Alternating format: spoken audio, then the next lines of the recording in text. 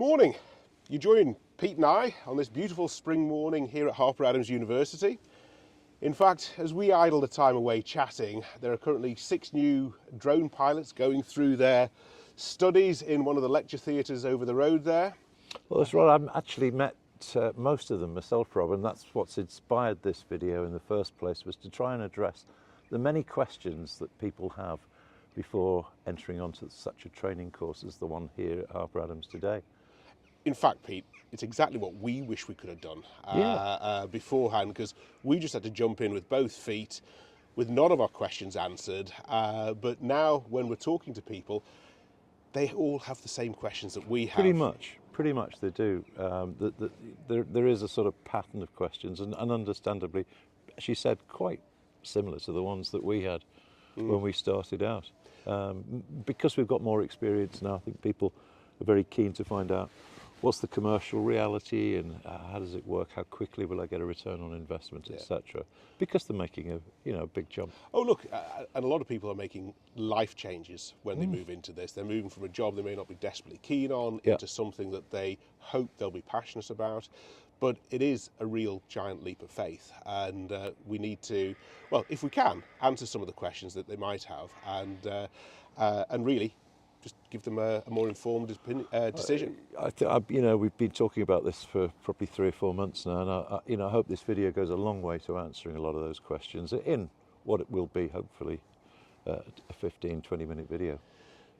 Pete, before we actually get into the questions, though, we should answer the elephant in the room.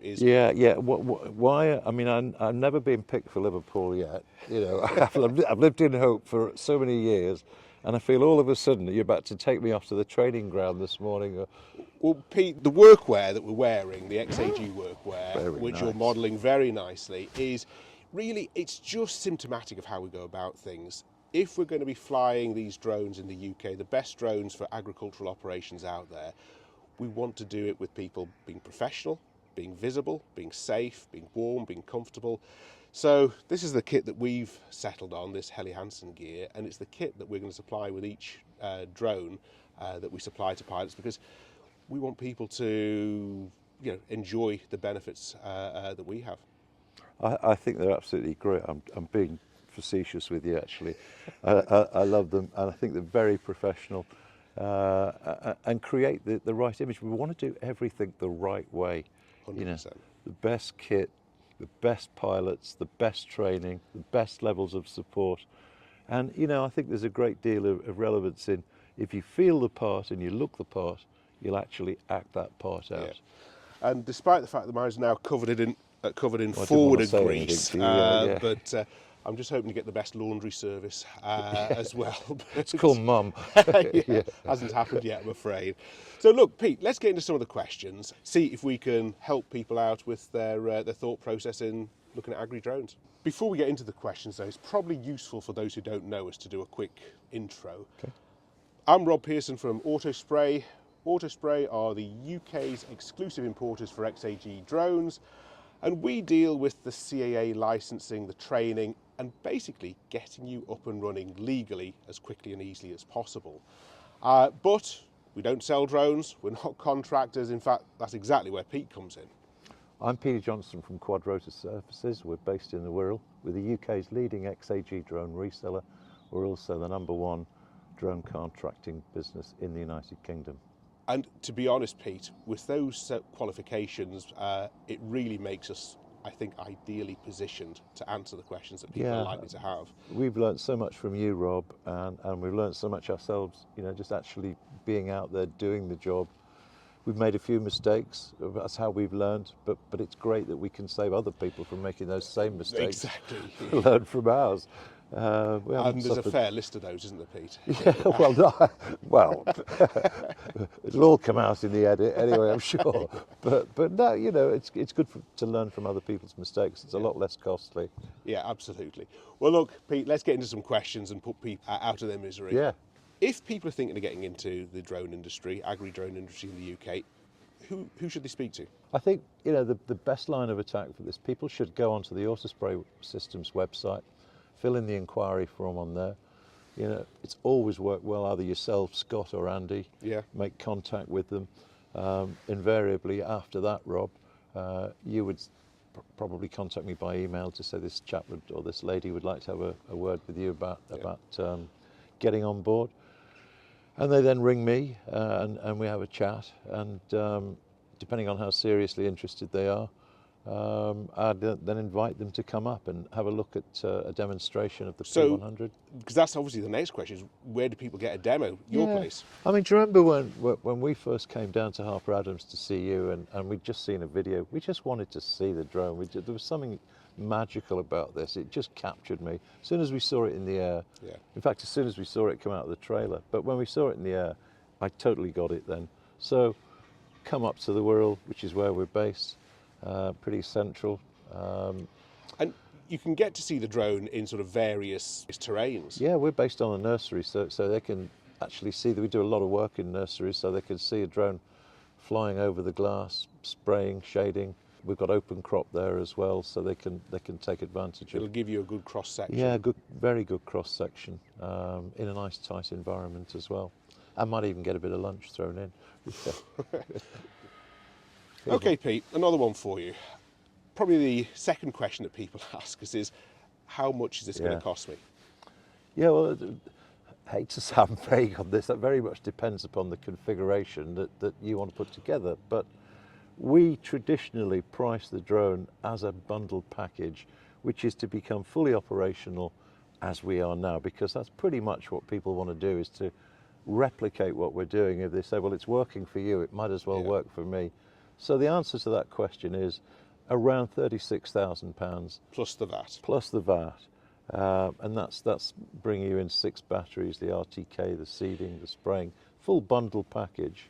And Pete, you know, we could do you some kind of starter pack where people buy in at, you know, £16,000 or whatever, but you just wouldn't get the commercial kit that you need. Look, and what we believe people should get is what they will need to do a commercial job and run from 7 in the morning till 7 at night, non-stop, to get the job done quickly and efficiently. Yeah, let's forget about clever marketing tricks. You know, that really gets under my skin when I just want to know. I mean, it's quite obvious that people want to say, we pretty much want to replicate what you're doing there.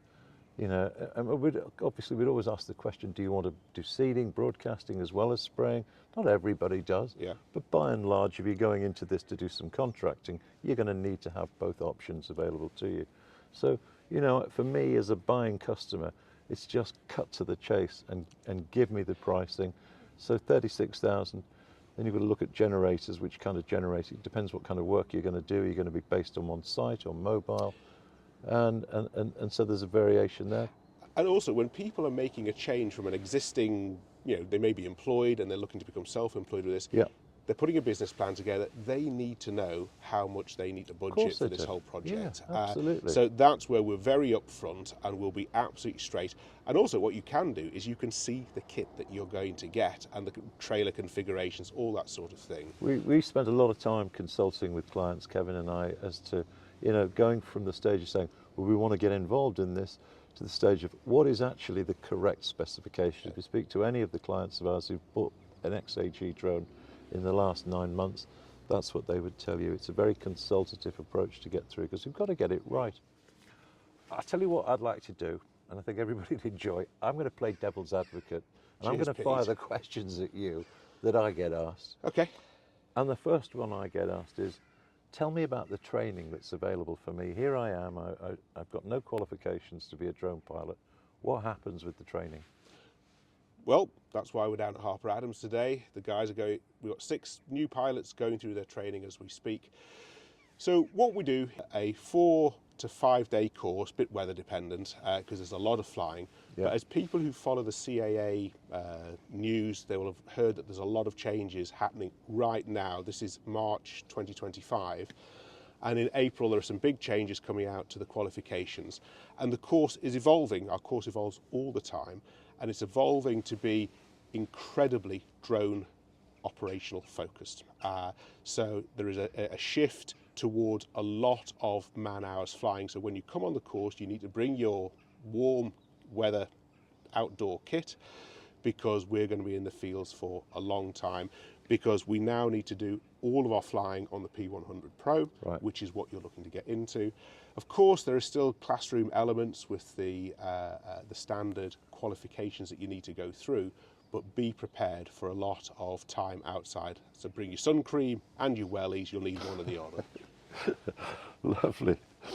So, probably the number 3 question is, if I buy a drone, what can I legally spray and what can I not spray? Yep. What can I do, what can I Really not do? important one, really important, because anybody who's looking to get into this must be happy that they can make a commercial living out of the things that you can spread and spray at the moment. And at the moment, if the product has a MAP number, which is a pesticide registration number, we're not allowed to spray those yet. Right. So what can we spray? Well, actually thousands of things. So all of your fertilizers, your growth stimulants, your micronutrients, your organic products, your biological products, your seeds, all of these things are open to be spread and used at the moment. And of course, Pete, I mustn't forget paint and paint cleaning products, because those in their own right open up a large market, but it's a niche market. Yeah. And what I say to people is, this will get you going, but what you will find is that the plant protection products, now PPPs or plant protection products, are what farmers refer to their pesticides, fungicides, herbicides. And these products at the moment do have MAP numbers, and you can't spread and spray them yet, but they are coming.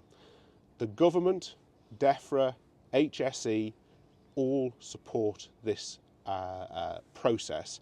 And Andy, Scott and myself are working very, very closely. We're working on a weekly basis with CRD. Now, CRD are the Chemical Regulatory Department, who are a subsection of a health and safety executive. And we are working to create the framework that allows us to spread and spray these. And we're working to a schedule that during 2025, we will bring a range of the plant protection products to the drone market. And we're also working hand in glove with the big manufacturers like Bayer, Corteva, Syngenta. Wow. These are the big multinational corporations who are working and cooperating with us. In fact, we have access to every single Bayer product in their back catalogue, which is a huge opportunity for us. And now we are just going through that registration process with HSE to allow those to be aerially applied. And so while I can't promise any timescales, this year you will start to see those being applied by drone, and this is just the beginning of the market. So from a business perspective, if you can make a living today with shading, with cover cropping, with fertilizer work, then the market is only going to grow. So I would say this is a very, very good time to be getting into the market early, knowing that this is coming. But remember, I haven't given you any dates on that because this is a government policy process and will take a little bit of time. Okay. Two things sort of very prominent at the moment are slug pellets. And I get a lot of phone calls saying, my mate's got a solar farm behind, he's got solar panels all over his barns everywhere, and he keeps asking me, when can I get up here with the drone? What about the solar side? Well, I'll start with slug pellets first of all, as you mentioned that. Slug pellets are at the very top of our agenda because at 7 kilos a hectare, they're the perfect product for the drone. And of course, you want to get your slug pellets on when the ground is probably a bit too wet to travel on anyway. So they make a perfect fit. And we have been working again very closely with Slux HP and Certis Belgium, who are the company that manage that product in the UK. And we have all of the testing work done, and this year you will see slug pellets being broadcast from the XAG drones. On the solar side of things, there's a range of products that are just coming out now. In fact, you probably have seen the Lume Forte LDC 601 or 602 product that's come out. 606 we're at now. 606 now, right, great. Ready for launch in June. So that will be a great start, because this will give you a certified product that doesn't damage your anti-reflection coating on your valuable panels, and that will be a superb area to open up. In fact, you were at the low carbon show last week. Was there much interest? I was just going to say on camera, I pulled up at Tuesday at the Low Carbon Show down at Stoneleigh to offload, and I was on my own. I asked somebody for a bit of help. As soon as I brought the drone out the back of the truck, this chap was just like blown away completely. He said, "Please tell me that you could clean solar panels with that." And I said, "That's why I'm here." Well, I think. And yeah, I was talking to a lot of companies down there, Rob, that are putting solar on farms into an agricultural environment, whether that be on the roofs, excuse me, or in fields, or just the giant solar sites. Cleaning them is a big issue, and it's a missing part of the jigsaw. It takes a lot of time, it's very labor intensive, and very difficult to maneuver these big tractors with brushes in certain parts. Some great, no problem at all, but I got a huge amount of interest in solar. Yeah. Solar's going to be huge, and in the same way that, I mean, I know you focused a lot in the past on shading and greenhouse cleaning.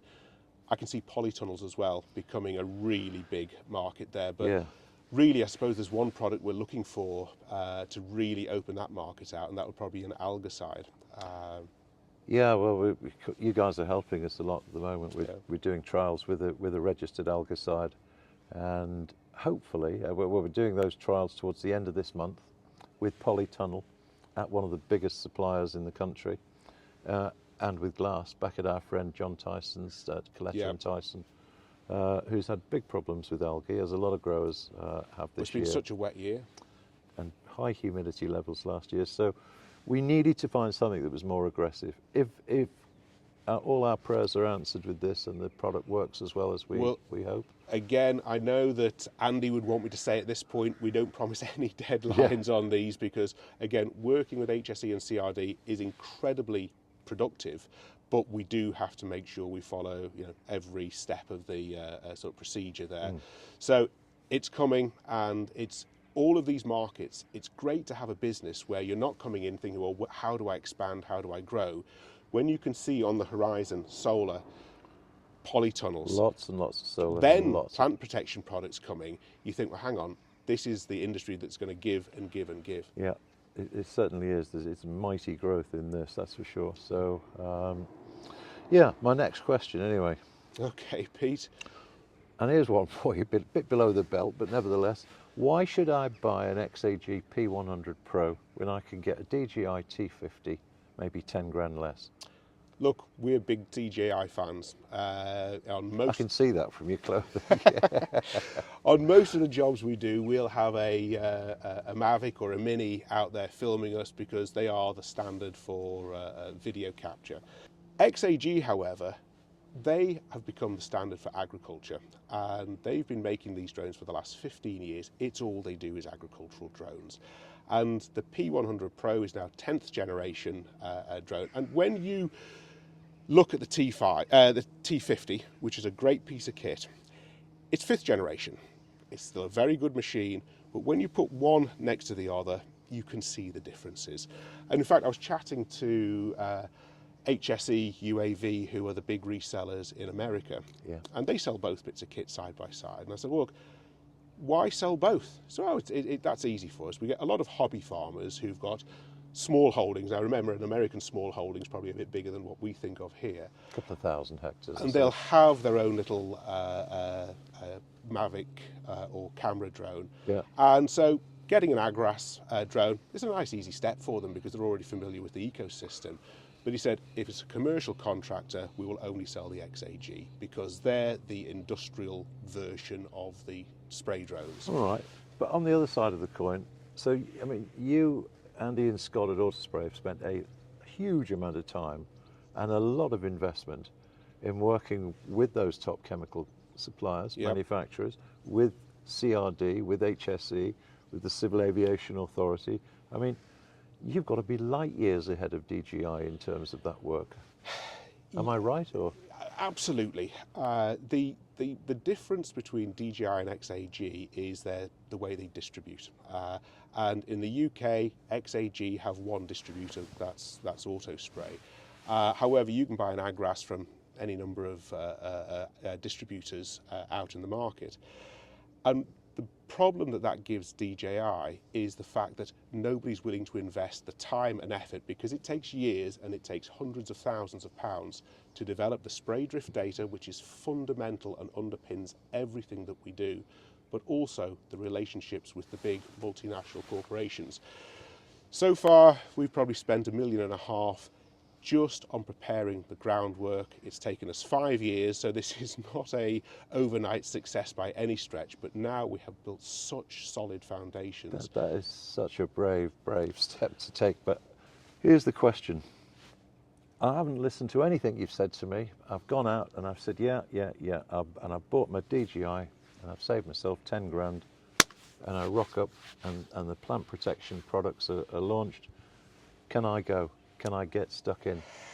Pete, you should have been listening, mate. I talked about spray drift data. No is the answer then. The answer is no. Okay. The plant protection products in the first phase will only be available for products that have got the spray drift data that is certified to regulatory standards. And right now, that's AutoSpray, and that is XAG products only. So I'm afraid, I hope you've kept your receipt for your 250, because you might want to go and have a conversation. Okay. Now, I should ask this one of myself, really, I suppose, this next question, but it is, what is the right age to get involved in this business? And when you pick yourself up off the ground? Well, Pete, this is something that, I'll let you answer, but yes, we knew that having these big, high-tech drones would attract a young crowd into agriculture, because agriculture has an ageing population. I'm sure most of the farmers would agree with me there, and bringing in young blood is quite difficult. So when we launched the course back in April 2023, we were very pleased to see young blood coming through the door in the form of Kev and Pete. Yeah. About 130 years between us at the time. Absolutely. It was great, yeah. But of course, equally, you're working with people like Henry. How old's Henry? Yeah, Henry's just turned 30. So I think there's what I see an awful lot of is people from their forces. In fact, we've got our first lady pilot student this morning on the course. Great. At Harper Adams, which is fantastic. International Women's Day on Saturday. So that's great. But the majority of the people that come through, which are male, tend to say, look, I'm 40, 45, anywhere between 40 to 60, just not happy with what I'm doing. And we've talked about this in previous videos, but it really does happen each time. So the right age, very difficult to say.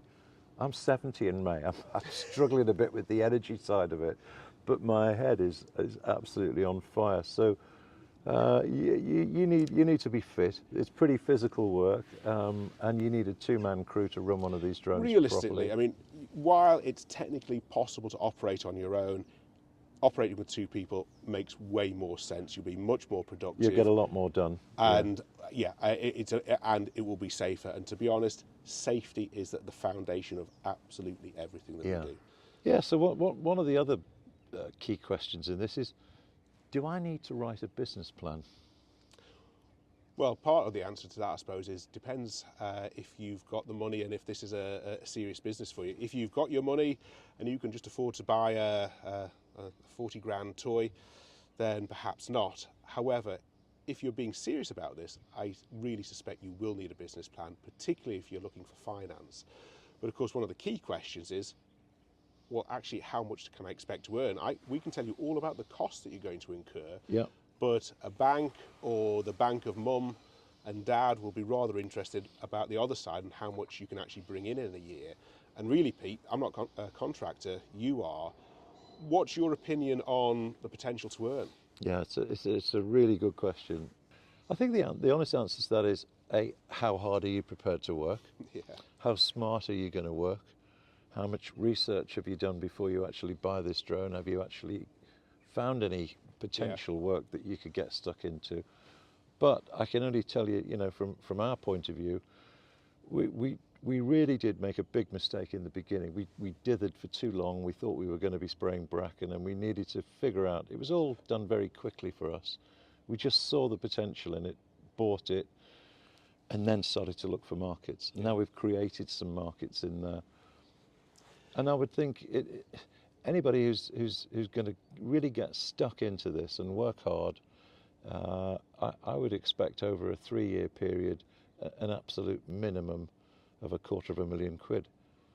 But again, it's very easy to talk about, but very difficult to actually pin down and commit to until you know. But I just finished by saying, I mean, in our first year, we had huge aspirations of what we would do. The weather held us back a little bit. A lack of knowledge held us back. A lack of contacts. All of that. That first year was the growth plan. It was the base, if you like, for us.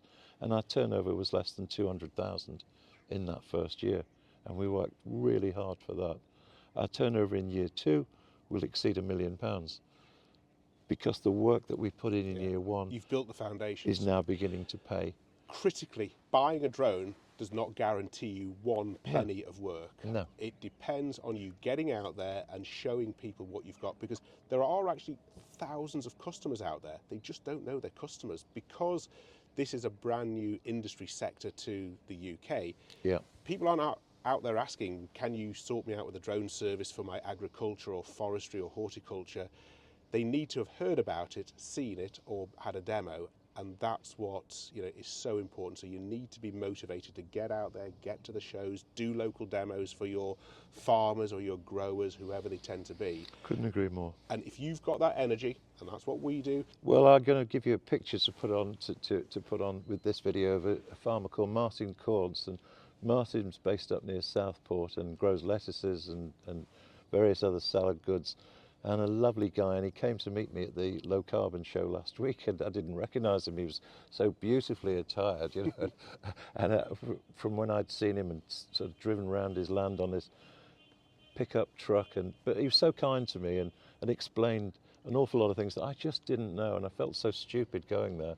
But you reach out, and my recommendation is find as many of your friends who know farmers or growers and go out and talk to them. They're lovely people, they're very grounded people, and they're delighted to help you as they've helped Kevin and I. So that would be my first piece of advice. And everybody that we sell a drone to now, when I give them that advice, they come back and they say, do you know, it's really encouraging, the reception that we get from growers and farmers and forestry boys with this equipment is very, very encouraging, very positive.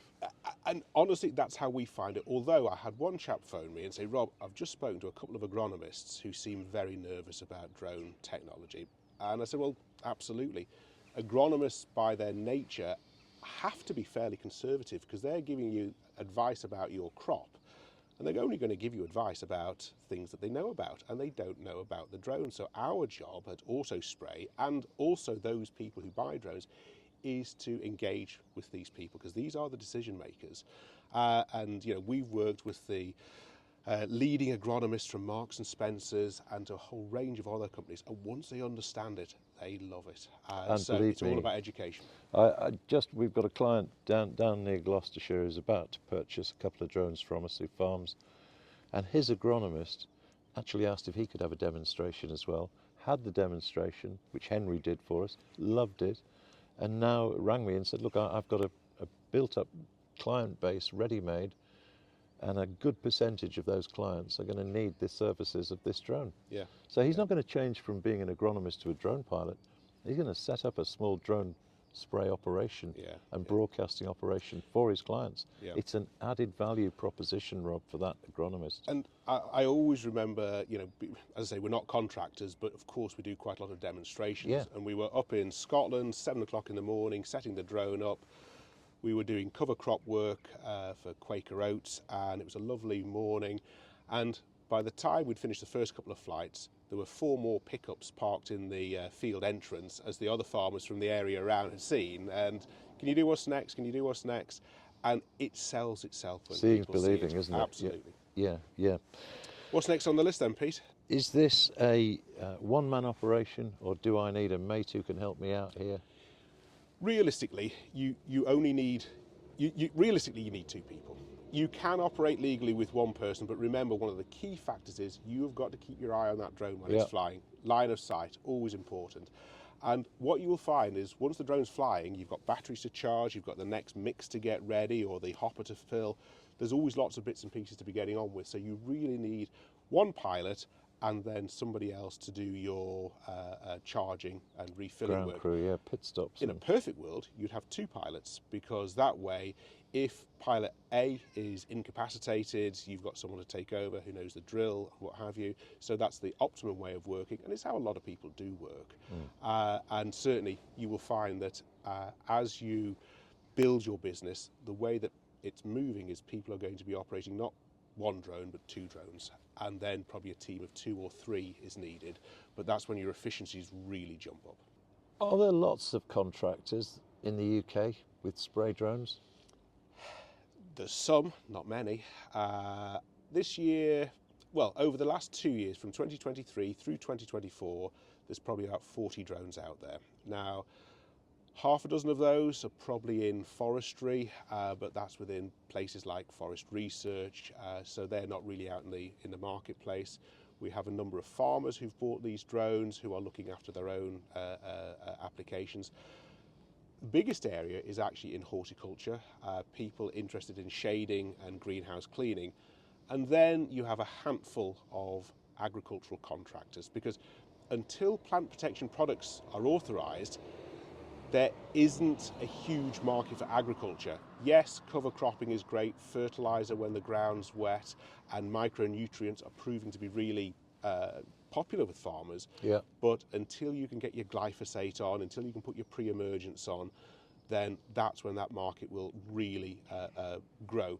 But what I would say is, if you are interested in the agricultural market, it's being in early is always the benefit, because you're in there first, you build your reputation, but also you build your confidence. Because trust me, when you're flying over a lovely flat field in Cheshire, it's easy, and no one will get stressed about that. But when you're then flying over the hills of Scotland or Wales or Yorkshire, and you want to treat bracken or something like that, which is on the cards relatively soon, then trust me, you want your drone knowledge and your flight skills to be absolutely on point. But people do say, well, is there any subcontracting work to be had out there? And I said, well, again, it's really something for Pete to answer that. Yeah, we had a choice to make, Rob, about 12 months ago. Should we recruit pilots, buy more drones, or do we subcontract? And we decided we'd subcontract. We have 2 of our own pilots in-house, and the majority of the work that we bring in, we subcontract to trusted pilots who purchase their drones through us. We've overseen their training, we know their capabilities. You know the standards. And you know what, as much as anything, it's not just about the pilot, it's about the interface with the client. It's, as we said before, with the uniforms, it's about the whole presentation and the customer perception. And the only question I'm interested in, really, at the end of the day, is that customer going to return next year or later this year?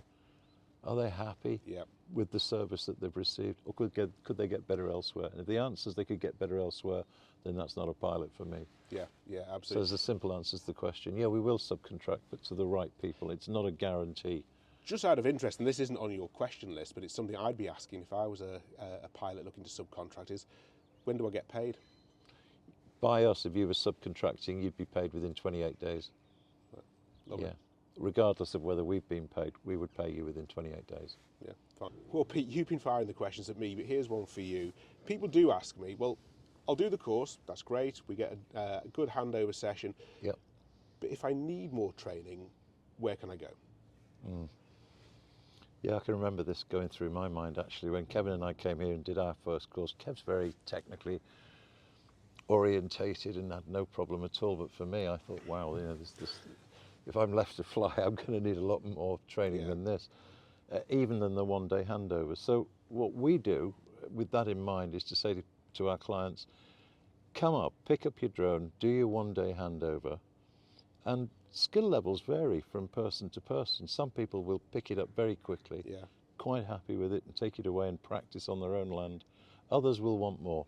So we offer a further however many days they want, which is chargeable, but it's on a one-to-one basis. Yeah. So they can come to us at the Wirral, or vice versa. In some instances, we may take the drone to your site and do that training there. Fundamental to the success of your business is confidence. And if you can be confident in your technical ability on the drone, so you're not having to think about how do I do this or fill this or calibrate that, you can then be concentrating on the job in hand, because every site is different. You want to be risk assessing it while at the same time dealing with the customer. So you want your confidence in your drone and your flight ability to be as high as possible.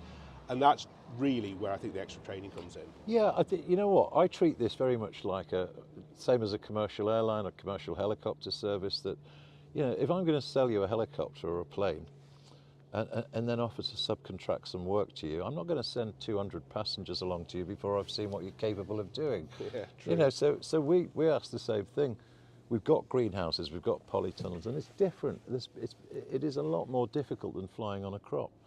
So we would want you to go away, practice what you've been taught, and come back and demonstrate to us a seriously high level of competence when flying over glass or polytunnels before we would subcontract work to you. In the interest of our clients more than anybody else. Yes, but the client's interest is also your interest as the pilot, because you want to be invited back next year. Correct. Yeah, absolutely. And I don't want him parking it on their roof. Preferably not. No. Next question, Pete. Next, and I think when I get this drone and I've done my training and I'm ready to go to work, I keep hearing about this operational safety case license. Yep. Do I have to have one of those, or what's the arrangement with that? It's the sort of thing that we talk through when people give us that initial call, because it is a question on everyone's mind. Simple answer is, by coming on the course, we will list you as a pilot on our operational safety case, a pilot on our operational authority. And this gets you up and running, because in order to write a safety case, your operational safety case, you have to know how you're going to go about the work, what sort of work you're going to do. Well, how can you write that safety case before you've even been trained or have the drone, or in particular know what type of work you're going to do?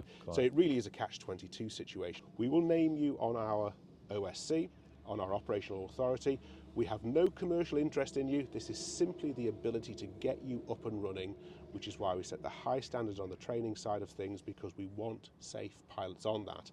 And during that first year, you'll work out what type of work you're going to do, and then at the end of that first year, you've got a couple of options. You can either stay on our OSC, and that we will charge you for that. We'll charge £2,000 renewal at the end of the year.